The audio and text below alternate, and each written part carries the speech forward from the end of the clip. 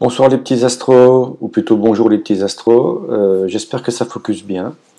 Moi, ça focus pas trop mal aujourd'hui, en ce 31 décembre. Donc, on va faire le bilan en 10 minutes, un quart d'heure de ma deuxième année d'astrophotographe amateur. Et donc, on se retrouve tout de suite.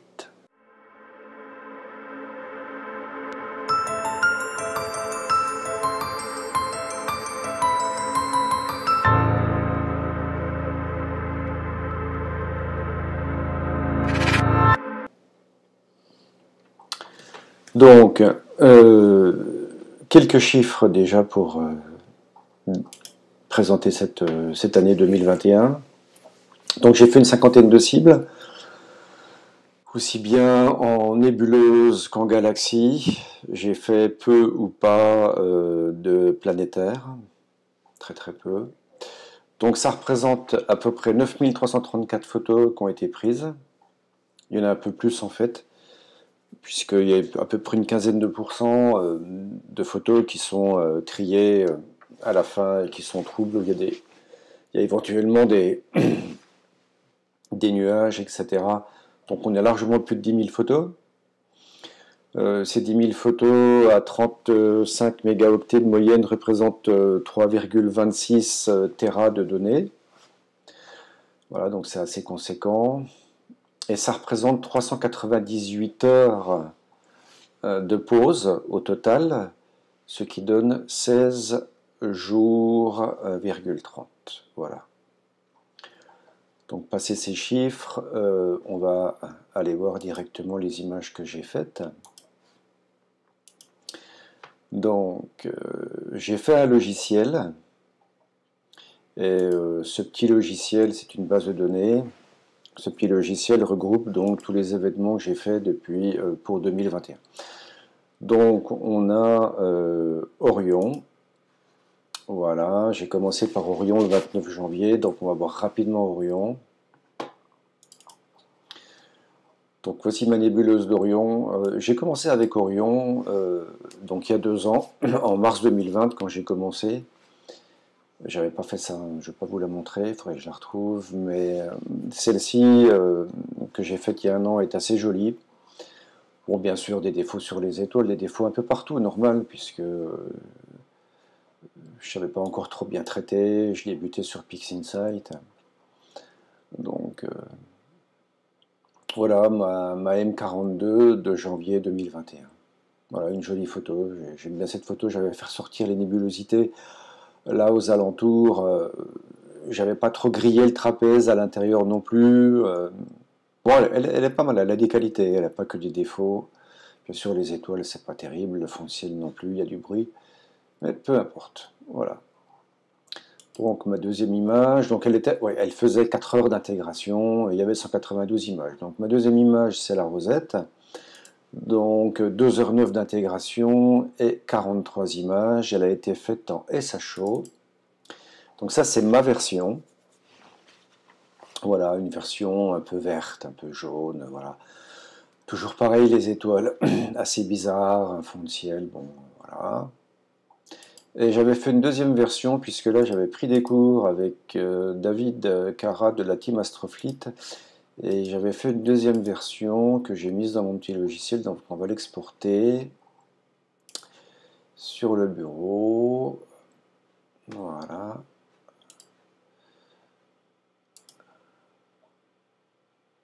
Donc ça c'est la deuxième version qui avait été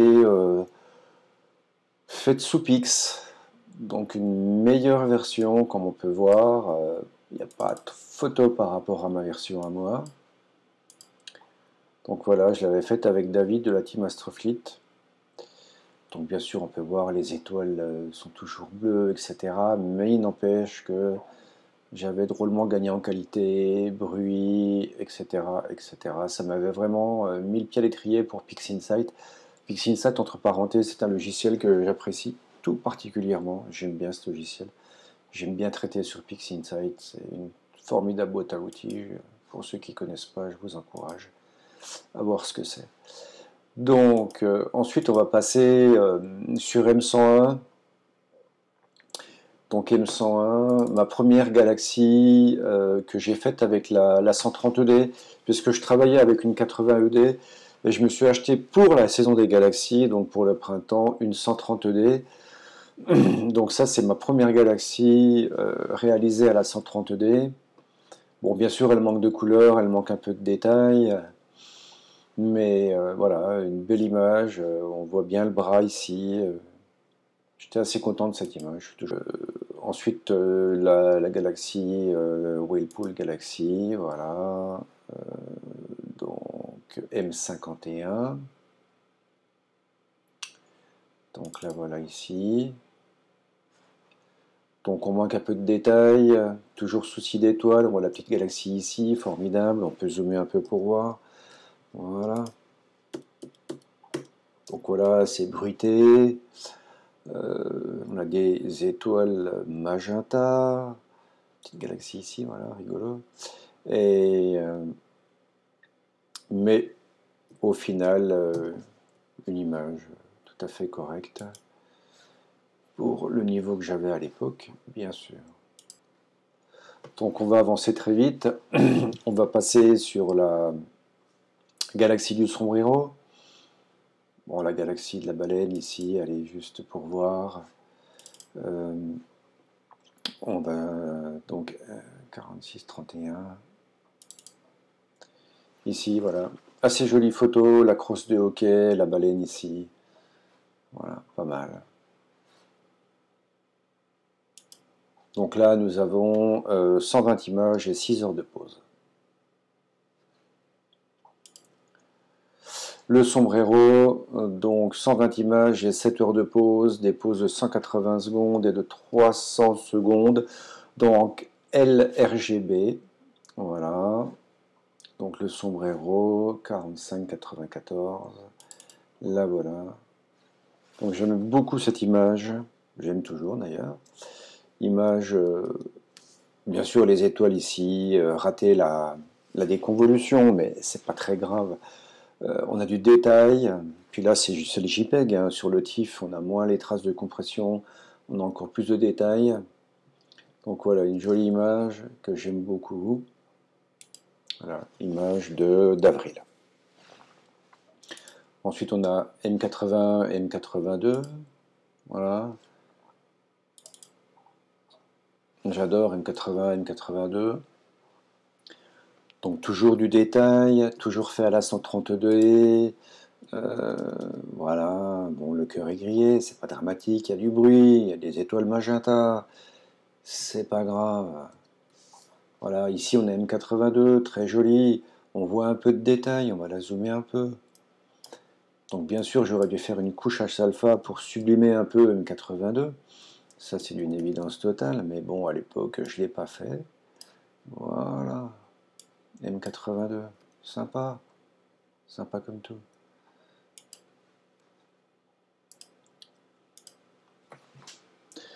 Donc, on va partir sur une galaxie du Moulinet du 15 avril,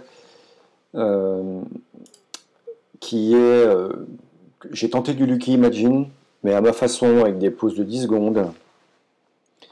Donc j'ai fait 2000 pauses, j'en ai gardé peut-être que 1000 au total. Et donc voici ma M51 en Lucky Imagine. Voilà. Donc c'est pas mal. Moi j'aime bien, du détail. C'est pas mal. Bon, les étoiles, toujours pareil. M63, la galaxie du tournesol, magnifique galaxie. J'aime beaucoup cette galaxie. La voilà. Donc toujours pareil, hein, les étoiles pas top top. Hein. Mais très belle galaxie, des couleurs, galaxie réalisée en LRGB. Là voilà, donc avec des expositions de 300 secondes, je pense que c'était la première fois que je faisais du 300 secondes. Et j'avais fait donc 30 images par filtre, ce qui fait 120 images pour 10 heures de pause pour cette galaxie. Donc on va aller un peu plus vite.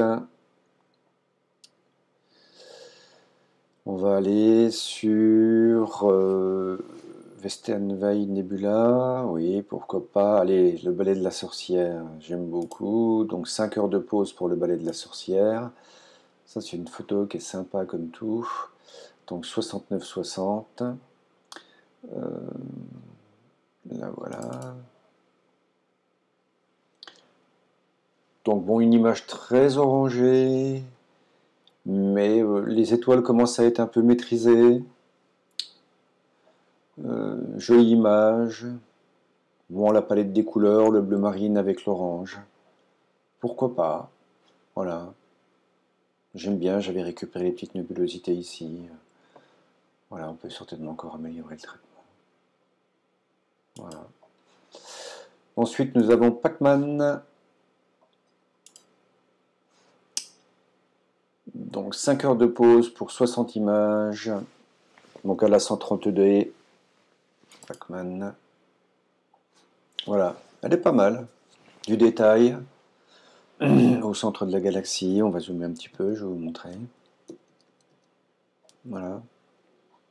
Pas mal de détails, pas trop de bruit. J'avais pas Topaz à l'époque, mais si j'avais eu Topaz, il n'y aurait eu quasiment plus de bruit du tout. Voilà.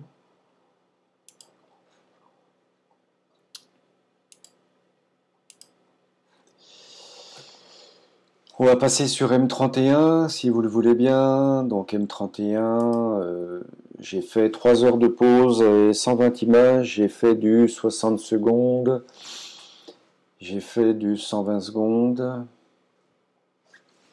J'avais fait autre chose aussi. Hein, je pense que j'ai fait du 30 secondes. Et j'en avais fait d'autres aussi, qui ne sont plus là, je ne sais pas pourquoi. Donc là voilà, M31. Donc j'avais voulu obtenir l'irisation bleue sur le pourtour de la galaxie. Donc je l'ai un peu matraqué, je l'ai un peu trafiqué pour ça, et finalement, elle n'était pas si belle que ça. Les étoiles toutes bleues, le centre est bleu aussi. Par contre, j'ai pas trop grillé le cœur de la galaxie, on voit les détails, c'est pas trop mal. Par contre, on voit que tout est... Les étoiles sont ici, là, tout est pourri à la périphérie, c'est raté. Mais c'est quand même dans l'ensemble, si on la regarde de loin, une jolie image. Donc, on va passer sur la nébuleuse du cœur, pourquoi pas. Allez, on est déjà à 13 minutes.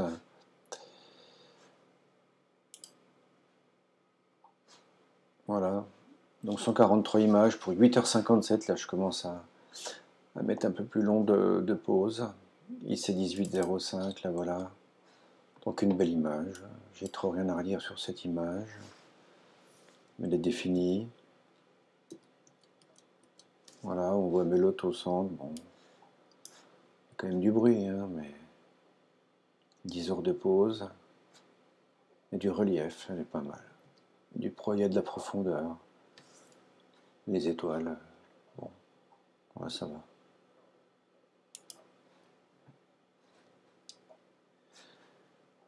Allez.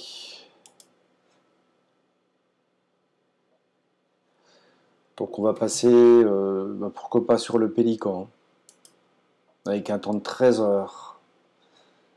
Donc voilà, il y a pas mal d'images, il y en a. J'ai pas fait de réduction de bruit pour le Pélican parce que j'avais suffisamment de signal. Par contre, j'avais des halos sur mes étoiles qui étaient dus à mes filtres. Voilà, j'ai fait ça avec de l'UHCS et mon filtre UHCS Bader fait pas mal de halos. Donc j'ai appris avec cette image à traiter les halos. Et donc je vais vous montrer la photo une fois avec les halos traités. On va exporter. Voilà.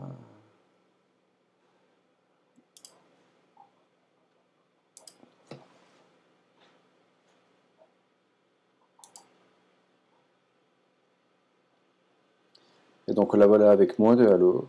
C'est une image qui est plus sympa encore, j'ai mis un peu plus de relief.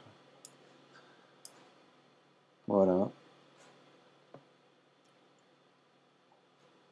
Elle est pas mal, hein, elle est pas mal. Allez, donc on va finir ce bilan, on va passer à des images que j'aime beaucoup, comme la nébuleuse de la grotte.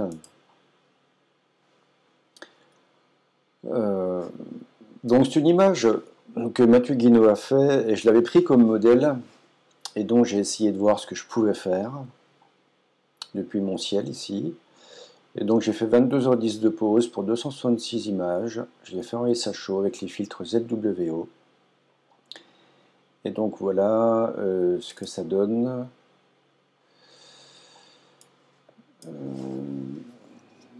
Alors on va la zoomer un peu. Donc elle n'est pas trop bruitée. Les étoiles sont comme d'habitude ratées. Ouais, si on veut rater, on voit ici pas mal de halos autour. Ici aussi. Mon fond de ciel est pas trop mal. Ouais, globalement, moi je l'aime beaucoup. Là, ici aussi, on voit les artefacts de Star Net++. Voilà. Faudrait la refaire avec Star Exterminator pour voir ce que ça donne. Si je pourrais un peu mieux traiter ça.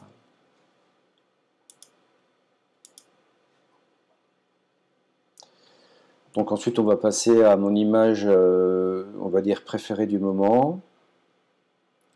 La nébuleuse de la tulipe.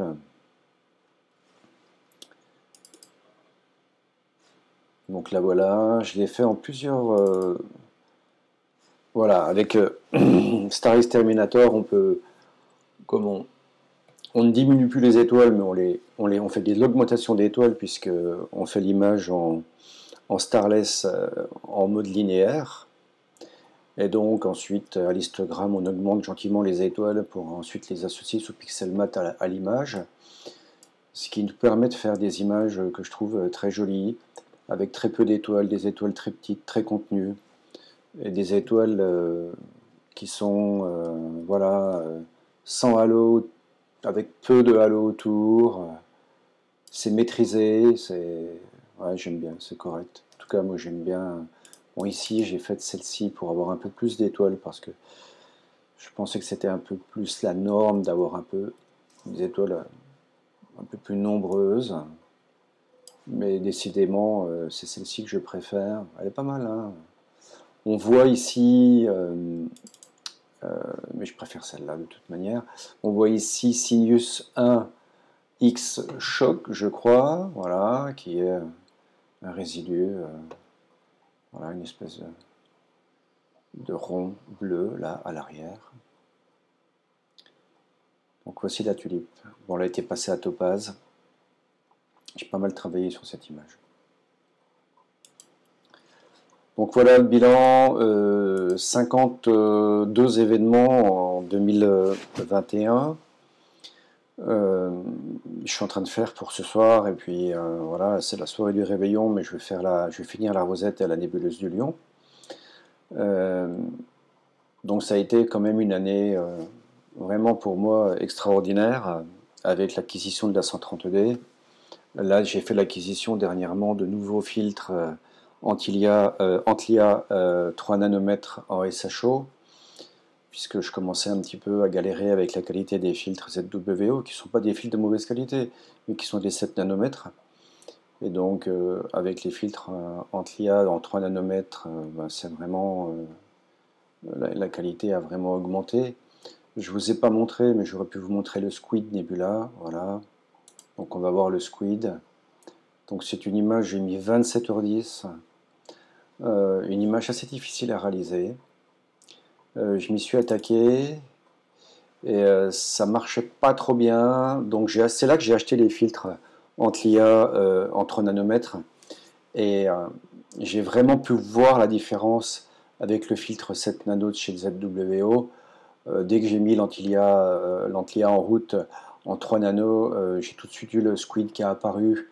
Là, il est juste magnifique parce qu'on le voit en transparence, Il y a les nébulosités rouges qui est par-dessus.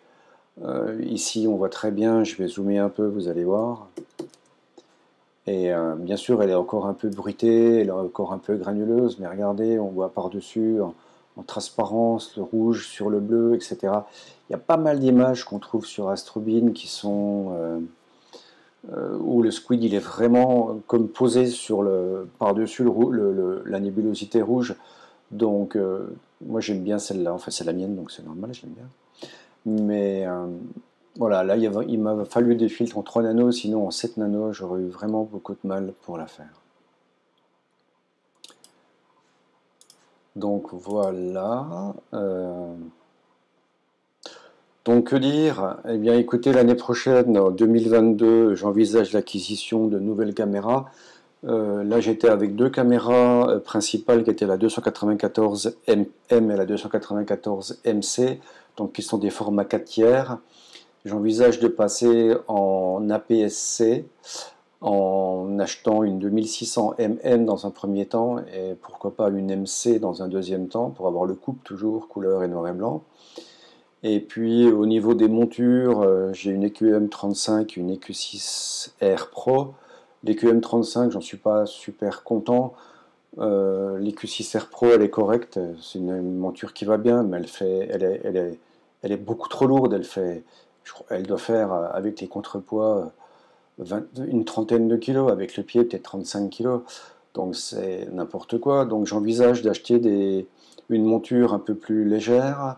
Donc j'envisage d'acheter la M5, je crois, de chez ZWO quand elle sortira. Et bien sûr, du matériel en priorité ZWO, puisque j'ai des ASIR+, j'en ai 3, des ASIR Pro et plus, je veux dire.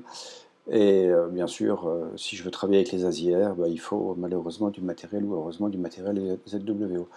Donc je vous souhaite un très bon réveillon et une bonne fête de fin d'année. Et je vous dis, ben, j'espère à l'année prochaine pour de nouvelles vidéos.